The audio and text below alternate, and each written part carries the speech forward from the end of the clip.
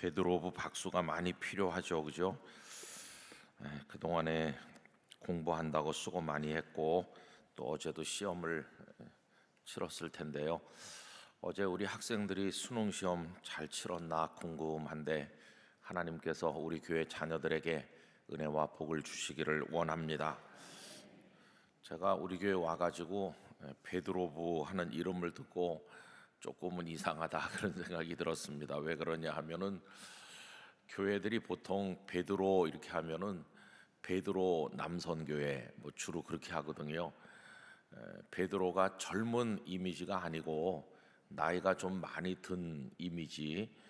예루살렘 교회 어른이고 또 나중에는 주님의 복음을 위해 순교하신 연세가 제법 많은 베드로가 자꾸 연상되기 때문에 베드로부 이게 다 나이 많으신 분들하고 주로 연결되는 걸 제가 많이 봤는데 우리 교회는 젊은 청년들을 베드로부라고 해서 조금은 어색한 생각도 했는데 베드로가 이제 예수님을 따르는 과정에 있었던 일을 생각하면서 이름을 그렇게 지었나 보다 하는 생각이 들었습니다.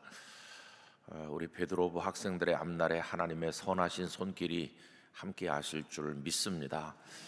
또 우리 이권사님이 이제 은퇴하는 감회를 담아서 하나님 앞에 기도를 올려주셔서 감사드립니다. 우리 다시 한번 다 격려하고 축복하며 기도하겠습니다.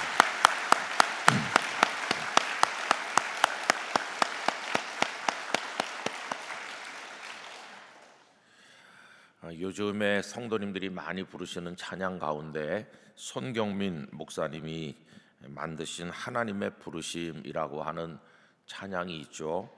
하나님의 부르심에는 후회하심이 없네, 그렇게 부르는 찬양이죠. 제가 가사를 한번 쭉 읽어드리도록 하겠습니다. 하나님의 부르심에는 후회하심이 없네, 내가 이 자리에 선 것도 주의 부르심이라. 하나님의 부르심에는 결코 실수가 없네, 나를 부르신 하나님의 신실하심을 믿네. 작은 나를 부르신 뜻을 나는 알 수 없지만 오직 감사와 순종으로 주의 길을 가리라. 때론 내가 연약해져도 주님 나를 도우시니 주의 놀라운 그 계획을 나는 믿으며 살리. 날 부르신 뜻 내 생각보다 크고 날 향한 계획 나의 지혜로 측량 못하나 가장 좋은 길로 가장 완전한 길로 오늘도 날 이끄심 믿네. 이렇게 이어지는 찬양입니다. 여러분, 부르심이라고 하는 것은 성경에서 대단히 중요한 신앙적 주제로 나와 있습니다. 단지 그 이름을 부른다 그런 뜻이 아니고 이름을 부르신다는 걸 넘어서 우리의 존재 자체를 하나님의 것으로 불러내시는 거죠. 그래서 하나님의 사람 되게 하시는 그 모든 일련의 과정을 통틀어서 하나님의 부르심이라고 표현할 수가 있습니다. 이 칼레오라고 하는 동사가 부르시다 그런 뜻인데 부른다 하는 말인데요. 성경에는 형용사 형태로도 나오기도 하고 여러 가지 형태로 이 단어가 사용되고 있습니다. 여러분, 이 부르다라고 하는 단어를 사도 바울은 자기 자신에게 먼저 적용하고 있어요. 로마서 1장 1절 저 위에 올라가셔서 보시면요, 예수 그리스도의 종 바울은 사도로 부르심을 받아 이렇게 나오죠. 사도로 부르심을 받았다. 이게 바울 사도의 정체성을 보여주는 겁니다. 그분은 언제나 나는 하나님의 부르심을 받았다, 사도로 부르심을 받았다. 또 고린도전서 1장 1절에도 같은 표현이 나옵니다. 하나님의 뜻을 따라 그리스도 예수의 사도로 부르심을 받은 바울, 이렇게 자기 자신을 부르심을 받았다고 얘기해요. 근데 그 부르심을 받는 것은 그냥 누가 아무나 불러준 게 아니고 그 배후에는 하나님의 뜻이 있는 거죠. 방금 전에 읽은 고린도전서 말씀은 하나님의 뜻을 따라 부르심을 받았다 이렇게 말했고요. 또 부르시는 거기는 목적도 있는 건데 로마서 1장 1절은 부르심을 받아 하나님의 복음을 위하여 택정함을 입었다. 이 복음의 사람이 되도록 하시려는 하나님의 계획 아래서 내가 부르심을 받았습니다. 이렇게 말했어요. 근데 오늘 읽은 로마서 본문에서는 이 부르심이라고 하는 것을 성도들에게 적용하는 걸 볼 수 있습니다. 여러분 오늘 말씀 다시 한번 보시면 6절 예수 그리스도의 것으로 부르심을 받은 자 그렇게 나오죠. 너희도 그들 중에서 예수 그리스도의 것으로 부르심을 받은 자니라. 여러분 이 말씀에 표시하셨다가 이것이 우리 성도님들의 거룩한 자아가 되시기를 바랍니다. 넌 누구냐? 그렇게 누가 묻는다면 나는 예수 그리스도의 사람으로 부르심을 받은 사람입니다. 이게 우리의 자아가 되는 거죠. 난 주님께 부름받은 사람이다. 또 7절로 내려가 보면 로마에서 하나님의 사랑하심을 받고 성도로 부르심을 받은 모든 자 이렇게 나오죠. 우리는 성도로 부르심을 받은 사람들입니다. 근데 그 방금 전에 읽은 7절에 보면 하나님께서 부르시는데 그 앞에 뭐가 표현되어 있습니까? 하나님의 사랑하심을 받고 성도로 부르심을 받았다. 그러니까 하나님의 부르심 그 배후에 있는 게 하나님의 사랑인 것이죠. 달리 말하면 하나님께서는 사랑하시는 자를 부르신다 하는 걸 알 수 있어요. 여러분 아까 그 손경림 목사님의 찬양 맨 앞줄이 하나님의 부르심에는 후회하심이 없네. 내가 이 자리에 선 것도 주의 부르심이라. 아마 그분이 이런 말씀을 근거로 해서 그 찬양의 가사를 썼다고 생각합니다. 이걸 우리에게 적용한다면 이 새벽에 우리가 이 예배하는 자리에 있는 거 이것이 하나님의 부르심임을 믿습니다. 그리고 그것은 하나님께서 우리를 사랑하시기 때문에 부르신 것이니까 나는 지금 하나님의 한없는 사랑을 받고 있는 것이다. 나는 예수 그리스도의 것이다. 나는 복음을 위해 택정함을 받고 부르심을 받았다. 난 이제부터 주님의 사람이다. 이런 거룩한 의식이 우리 속에 가득해야 된다 하는 것을 알게 됩니다. 여러분 부르심의 배후에는 하나님의 사랑이 있다고 그랬는데 이 말은 다른 말로 말하면 아무나 그냥 마구 부르시는 건 아니다 그런 얘기입니다. 거기에는 하나님의 택하심, 선택이라고 하는 게 같이 등장하고 있어요. 부름을 받은 사람은 선택된 사람이고 선택된 사람을 불러내시는 겁니다. 예를 들어서 요한계시록 17장 14절을 제가 읽어드립니다. 그들이 어린 양과 더불어 싸우려니와 어린 양은 만주의 주시요 만왕의 왕이심으로 그들을 이기실 터이요 또 그와 함께 있는 자들, 우리 주님과 함께 있는 자들은 어떤 사람들이냐 하면은 곧 부르심을 받고 택하심을 받은 진실한 자들도 이기리로다. 주님과 함께 있는 사람들은 부르심을 받은 사람들인데 그들은 어떤 사람들인가? 택하심을 받았다. 이게 개역 개정 성경에서는 택하심이라고 표현했어요. 근데 우리가 전에 사용하던 개역 성경에서는 조금 더 실감나게 표현하고 있습니다. 그 대목을 뭐라고 표현했냐 하면 그와 함께 있는 자들 곧 부르심을 입고 빼내심을 얻고 이렇게 표현하고 있어요. 이렇게 많은 것들이 빽빽하게 있는 중에 딱 이렇게 정해가지고 이렇게 빼냈다. 그러면 빼내심을 받았다는 것은 구출됐다는 의미가 있는 것 같아요. 우리를 그 속에서 그 수렁에 방치하지 않으시고 우리를 택하셔서 쏙 빼내심으로써 이제 거기가 다 멸망하게 될 것인데 멸망하지 않도록, 마치 소돔성에 유황불이 임해서 멸망할 때 하나님께서 아브라함을 생각하셔서 롯을 거기서 빼내시는 거잖아요. 막 야단도 치고 강권하시면서 천사들이 그의 손목을 잡고 끌어내는데 이게 빼내시는 거죠.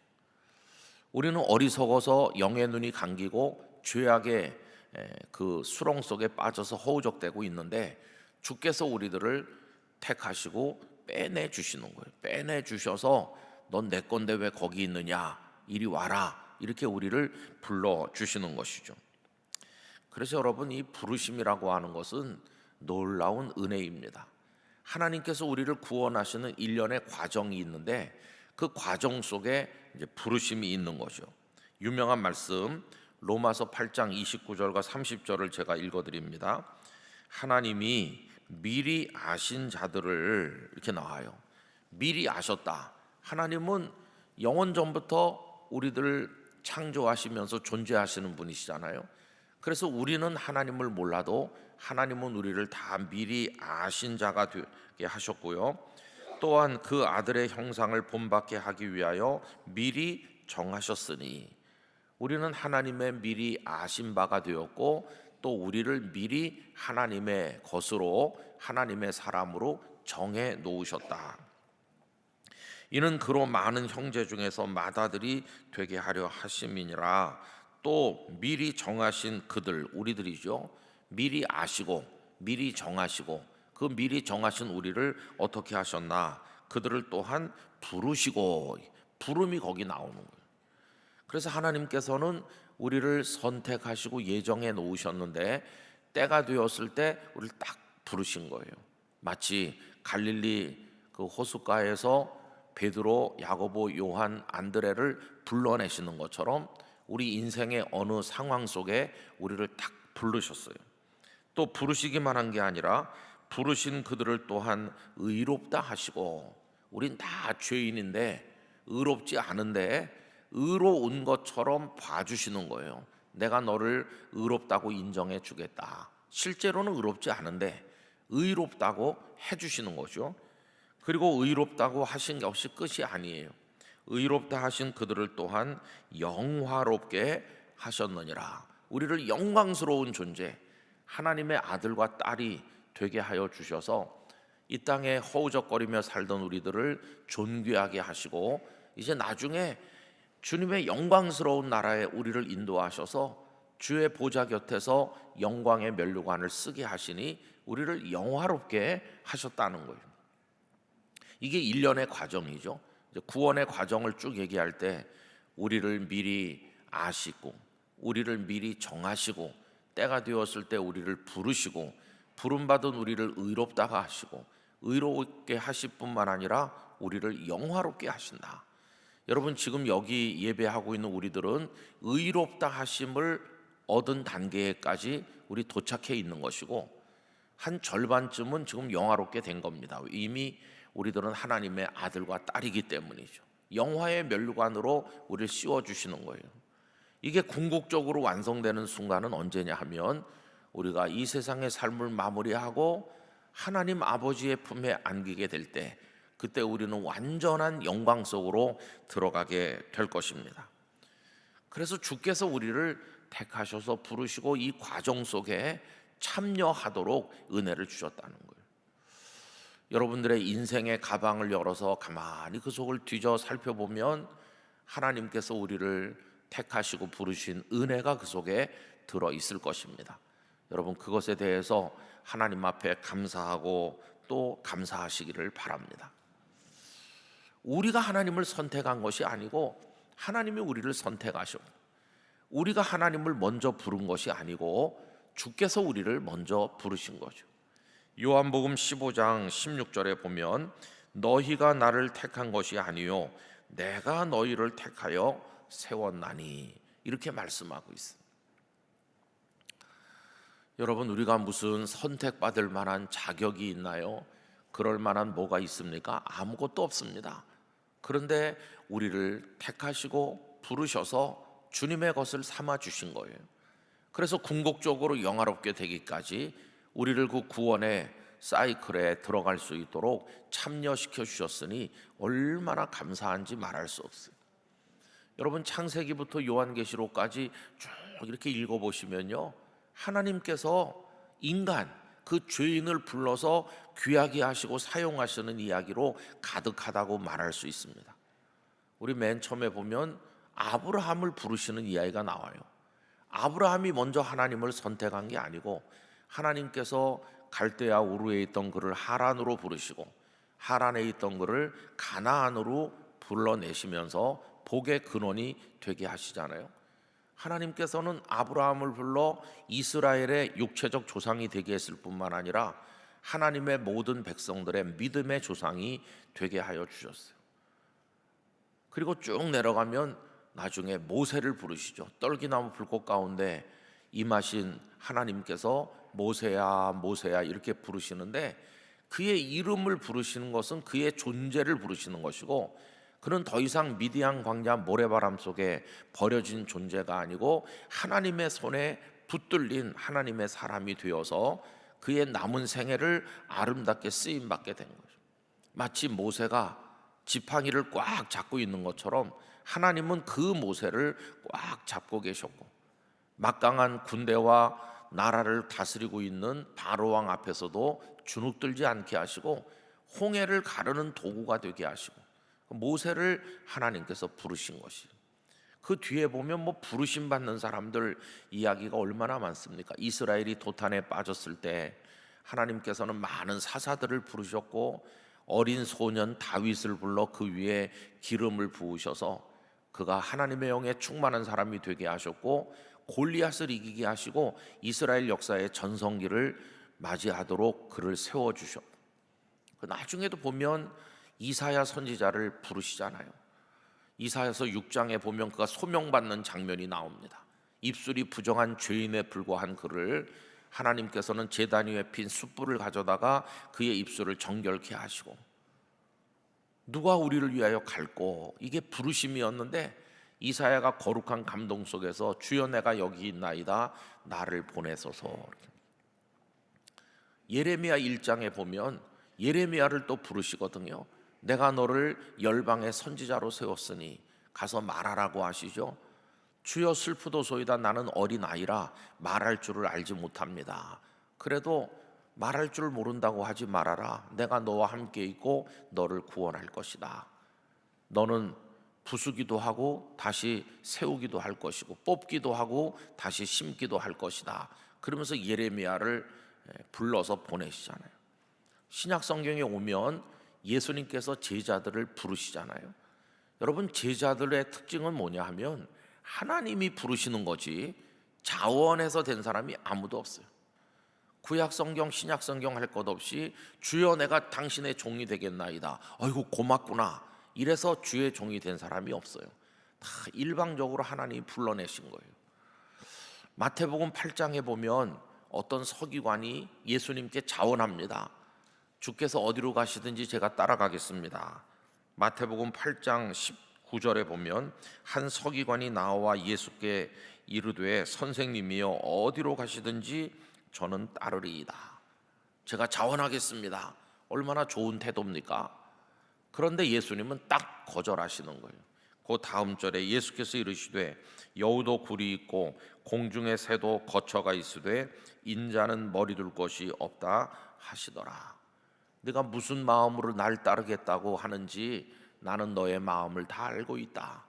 내가 능력을 행하고 하니까 날 따라오면 뭔가 좋은 일이 있을까 하는 기대감 때문인가 본데 나를 따르려면 고생해야 된다. 너 그런 거 마음 준비가 안 돼 있지 않느냐? 나는 머리 둘 곳도 없다. 나를 따르면 나와 같이 고난의 길을 걸어야 되고 노숙자가 돼야 되고 십자가를 져야 되고 너는 그 따르려는 동기 자체가 나랑 맞지 않다. 이렇게 거절하시는 거죠. 그리고는 따를 생각이 전혀 없는 사람들을 일방적으로 따라오라고 하셨어요. 나를 따라오너라 내가 너희를 사람 낚는 어부 되게 하겠다. 세리로 살고 있는 레위 마태를 찾아가셔서 그를 당신의 제자로 불러내시고, 어느 면으로 봐도 그 레위 같은 세리는 예수님의 제자 되기에 적합하지 않은 사람 같은데 그런 사람을 불러내시는 거예요. 예수님의 사람을 정하시고 부르시는 기준이 우리가 생각하는 거랑 전혀 다르다는 것을 알 수 있어요. 우리라면 레위 같은 사람 절대로 선정하지 않을 겁니다. 그런데 예수님은 그를 선택하셨고 불러내셨고 부르기 위해서 그의 사무실 문을 직접 찾아가서 노크하셨고 그의 인생 속으로 뚫고 들어가셔서 그를 변화시키시고 이제 세리가 아니라 복음의 사람이 되었고 마태복음을 기록해서 오늘 우리에게 큰 영적인 감화를 주게 하시지 않으셨습니까? 이 일방적인 하나님의 부르심이에요.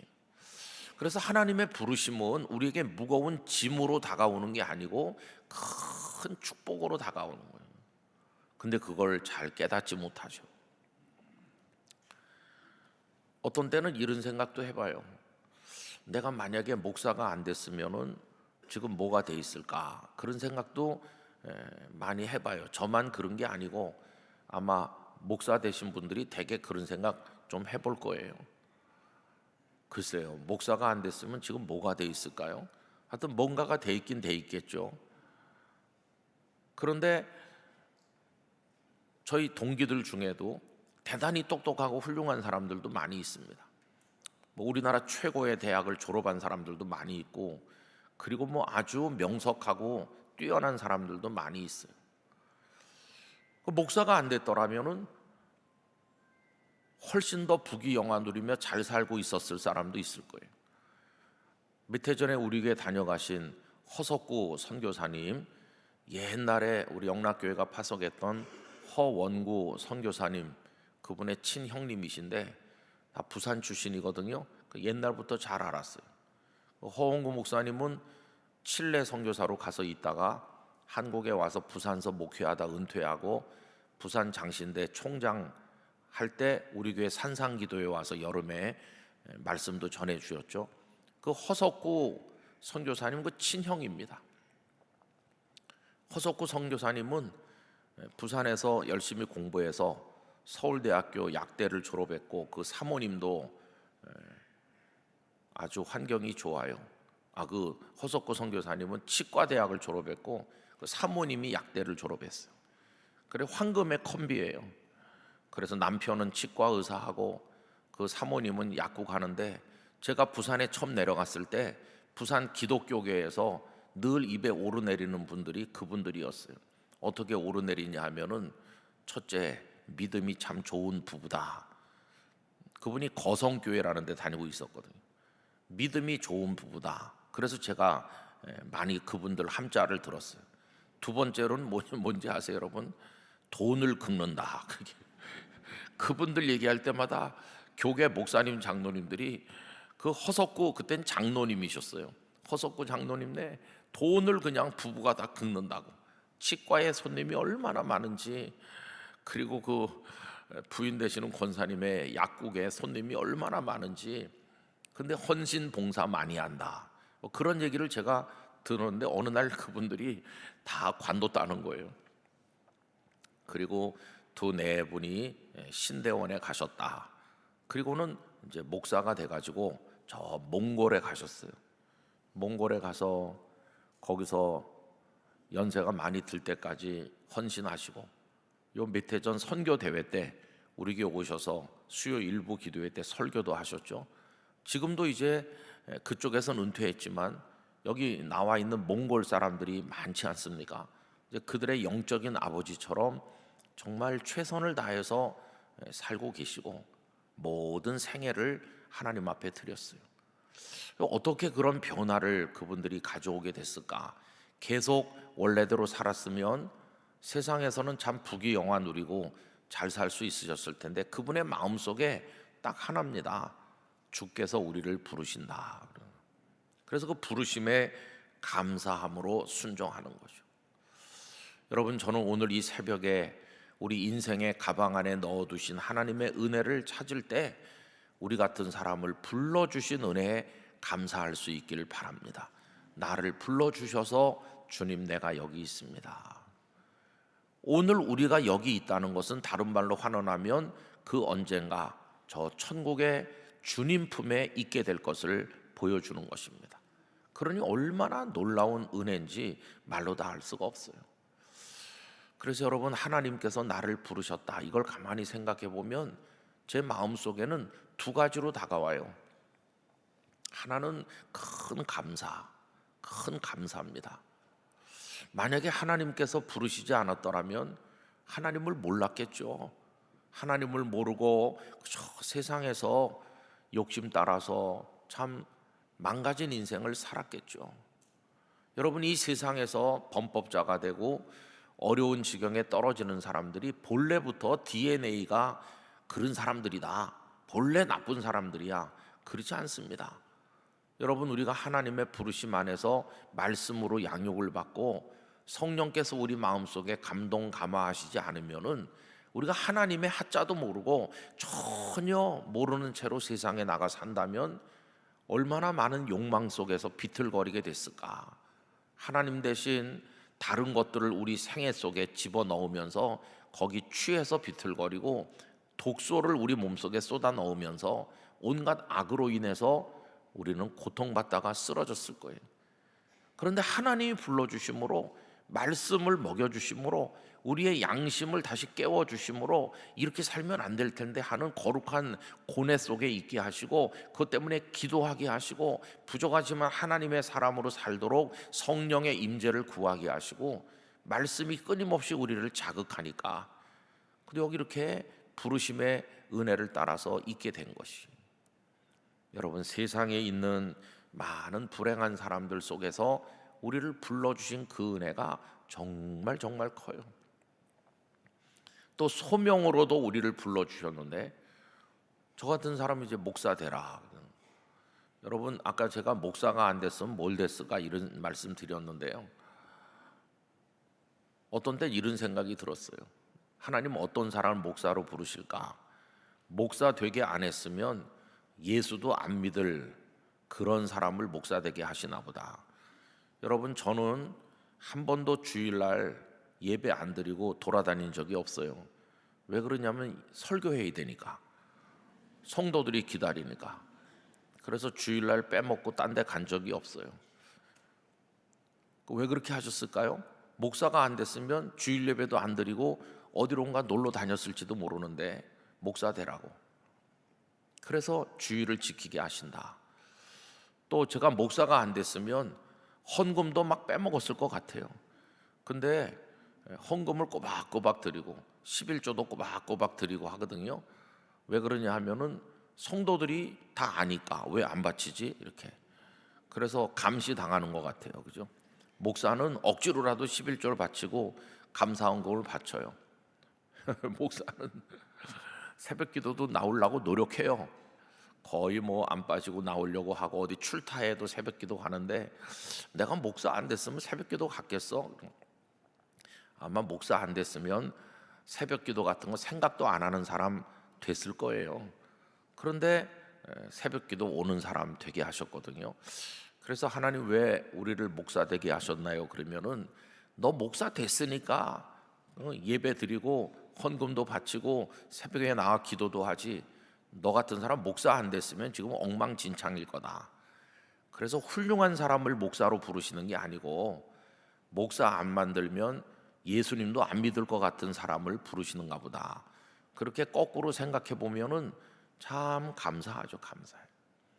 그리고 제가 이제 클러지 셔츠 입고 목사로 이렇게 사니까 누가 저한테 와서 목사님 한잔 하시겠습니까?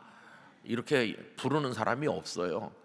목사님 한 대 피우실래요? 그런 사람도 없고, 제가 이렇게 있기 때문에 뭐 꼭 이걸 안 입어도 목사인 줄 알기 때문에 그 반대 현상이 일어나는 거예요. 부산에 있을 때 담배도 많이 피우고 술도 많이 마시는 그런 성도가 있었는데, 한 번은 평일날 담배 피우다가 딱 맞닥뜨렸어요, 저랑. 뭐 그런다고 구원을 못 받는 건 아니겠죠. 성경에 담배라는 말은 없으니까.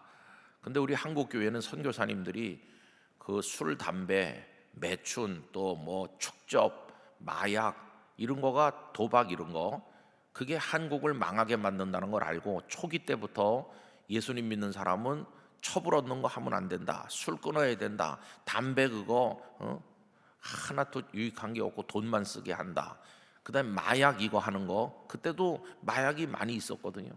그다음에 도박하는 거. 그래서 1910년, 20년, 30년 이때 교회 목사님들이, 선교사님들이 성도들 모아놓고 그런 생활 기도 운동을 참 많이 했어요. 아침 일찍 일어나라, 새벽에 종치잖아요.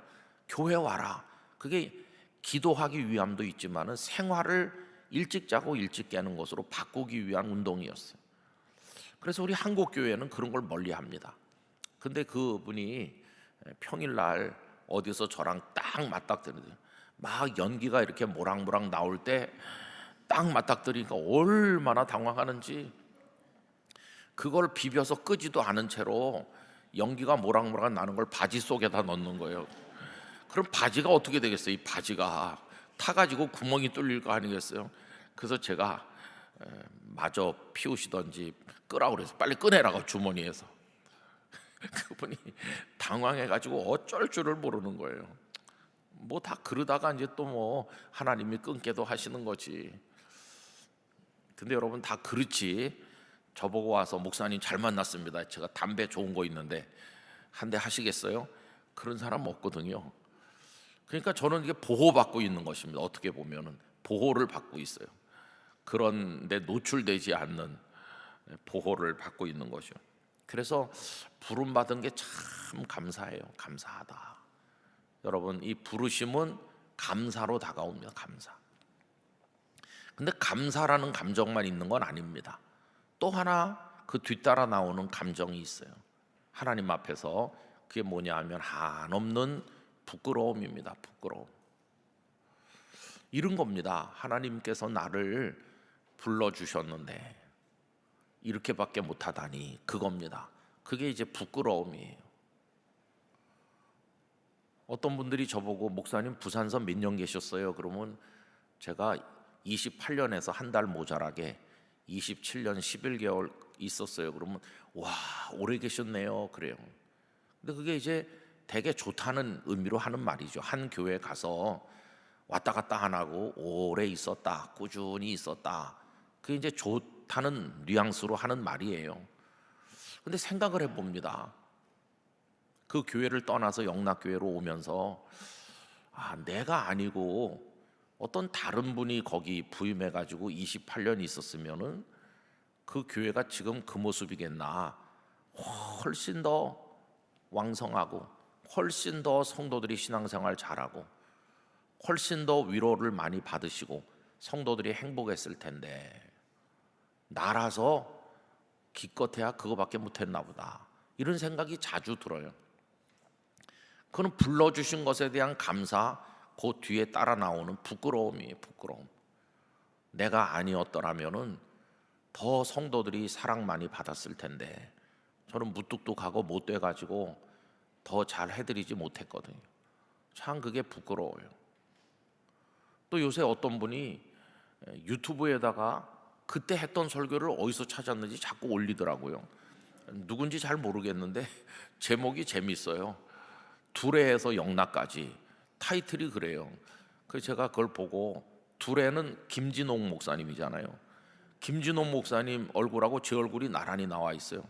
두레에서 영락까지. 그래서 이게 뭐지 그래가지고 한번 봤어요. 그랬더니 김진홍 목사님 설교가 한 편 나오고 거기 끝나고 나면 제 설교가 나오는 거예요. 그러면 영락까지 그랬으면 영락교회에서 한 설교를 올려야 될 텐데 영락교회 설교가 아니고 거기서 했던 설교. 여러분 거기 보면 제가 두 가지를 놀랍니다. 한 가지는 뭐냐 하면 야, 내가 젊었었구나. 그때 젊었어요. 피부도 팽팽하고 그거에 놀라고, 두 번째 뭐에 놀라냐 하면은 이것밖에 못했나, 그래서 놀래. 그래서 그 교회 아마 홈페이지에서 그걸 어디서 따왔는지 근데 여러분 보세요. 그런 부끄러움이 지금도 없어지지 않고 그냥 있는 거죠. 영락교회 목사가 됐는데 내가 아니고 누구 다른 분이 하면은 훨씬 더 잘할 텐데, 이거 부끄러움으로 다가오는 거예요. 아이들한테도 가끔 그런 생각을 합니다. 내가 얘네들의 아버지인데 내 아니고 누구 다른 사람이 얘네들의 아버지라면 훨씬 더 뒷바라지 잘해서 잘 키우지 않았을까, 그런 생각도 가끔 해요. 저희는 뭐 아내도 그렇고 저도 그렇고 뭐 어떻게 해가지고 얘네들을 뭐 길을 열어줘야 되겠다, 그런 열심도 없고 잘 알지도 못해가지고 그냥 내버려 놔두는. 그래서 자녀를 어떻게 키웁니까 그러면은 제가 하는 말이 그냥 방목하고 있습니다. 그런데 그냥 놔두는 거거든요. 그러면 성도들이 안타까워가지고 아니 목사님 그대로 놔두면 안 된다고, 어디 학원도 보내고 그래야 된다고, 학원 알아드릴까요? 뭐 그러는. 근데 우리는 그냥 내버려 놔두는데, 그래서 가끔은 참 미안하기도 해요. 좀 더 세밀하고 잘 살피는 부모였더라면 더 잘 이렇게 해주지 않았을까, 그런 미안함도 있어요. 근데 여러분, 그런 후회나 미안함 중에 가장 큰 것은 하나님 날 성도로 부르시고 하나님의 사람으로 부르셨는데 이렇게밖에 못해서 참 죄송하다, 그게 마지막에 따라 나오는 고백이에요. 근데 그 부끄러움과 죄송함은 결론은 어떻게 맺어지냐 하면 감사로 결론 지어져요. 주님, 부끄럽고 죄송하지만 그런 저를 불러주셨으니 그래도 감사합니다. 감사로 마침표가 찍어지는 거예요. 이번 감사주의를 지나시면서 우리 성도 여러분, 하나님이 불러주신 것에 깊이 깊이 감사하시기 바랍니다. 그렇게 부름 받았음에도 하나님의 기대에 미치지 못하는 우리들에 대해서 우리 부끄러워하는 마음도 가지면서 그 부끄러움이 클수록 감사도 클 것이에요. 이 정도밖에 안 되는 나를 불러주신 하나님 감사합니다. 그래서 깊은 감사로 하나님 앞에 나가시고 남아있는 생애 동안 불러주신 하나님의 은혜를 배신하지 않고 그 부르심에 응답하는 성도로 살아가겠노라고 하는 결단과 다짐도 새롭게 가지시기를 간절히 바라는 것입니다. 우리를 불러주신 하나님, 한 번만 불러주신 게 아니라 빗나가고 넘어지고 이탈할 때마다 또 부르시고 또 부르시고 또 부르셔서 다시 당신 앞에 있게 하신, 수도 없이 불러주시고 지금도 계속 우리를 바라보고 계시는 그 하나님의 은혜 가운데 살아가는 우리 모두가 되기를 간절히 기원합니다. 기도하겠습니다. 저희들을 불러주신 은혜로우신 하나님 아버지를 찬양합니다. 보잘것이 없고 죄인이고 어리석고 둔하고 교만하고 욕심 사나운 저희들입니다. 그런 저희들을 무엇이간데 너는 내 것이라 하시면서 인을 치셔서 불러주셨는지 그 은혜와 사랑을 이루다 말할 수가 없습니다. 이제는 하나님의 자녀라 일컫는 자가 되었으며 성도라 불리는 자가 되었으며 아버지 하나님의 나라를 상속받는 자가 되게 하셨으니 하나님의 사랑에 깊은 감사를 올려드립니다. 부르셨을 뿐만 아니라 의롭다 하시고 장차 영광의 면류관을 씌워주실 것을 내다보며 하나님을 찬양합니다. 아버지 하나님, 감격하면서도 그 부르심에 제대로 응답하지 못하여 죄송하고 부끄러움을 금할 길이 없습니다. 부끄러움이 크기에 그 은혜가 더 큼을 깨닫습니다. 남은 생애 동안 우리를 부르신 하나님의 은혜에 응답하며 믿음으로 살아가도록 힘을 주시고 저희들을 성령님으로 강하게 사로잡아 주옵소서. 언제나 깊은 감사 속에 하나님을 높이며 살아가도록 이끌어 주시기를 원합니다.